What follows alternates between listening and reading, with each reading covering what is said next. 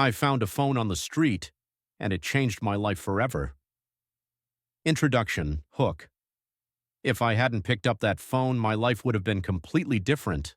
An ordinary day turned into a nightmare, and then into an opportunity I couldn't ignore. Part 1. The Unexpected Discovery. I was walking home from work when I noticed something lying on the sidewalk. It was an expensive smartphone, not some cheap knockoff. I picked it up and saw hundreds of notifications on the screen. "Where are you? This is urgent. They're looking for you. Contact me immediately. Your life is in danger." This was strange, but the phone was locked and I couldn't tell who it belonged to.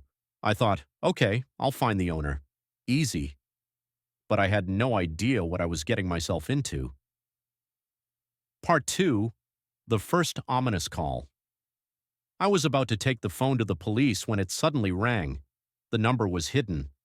I hesitated but answered. A terrified woman's voice came through. "Did you pick up his phone? Get out of there now, you're in danger." I froze. "What? Who are you? What are you talking about?" But all I heard was the call cutting off. I was about to turn the phone off when it rang again. This time the voice was cold and threatening. "You made a mistake. If you want to live, return the phone where you found it, now." I had no idea what was happening, but a thought crossed my mind. What if I didn't find this phone by accident? I decided to dig deeper. Part 3. The Phone's Dark Secret. I took the phone to a repair shop to bypass the lock. An hour later, the technician looked at me with a serious expression. "Dude, this is not a normal phone. There are encrypted files inside. Someone really doesn't want them to be seen." We managed to unlock some of the photos, and what I saw truly terrified me. Photos of large amounts of cash hidden in suitcases, confidential documents with classified stamps, a man in an expensive suit holding a gun. I realized I had stumbled upon something incredibly dangerous. Part 4. The Hunt Begins. A few hours later, I noticed something chilling. I was being watched. A black car was parked near my house. That evening, my doorbell rang. I looked through the peephole. Police officers. "We need to speak with you." I opened the door. They got straight to the point. "Did you find a phone?" I lied. "No, I haven't seen anything."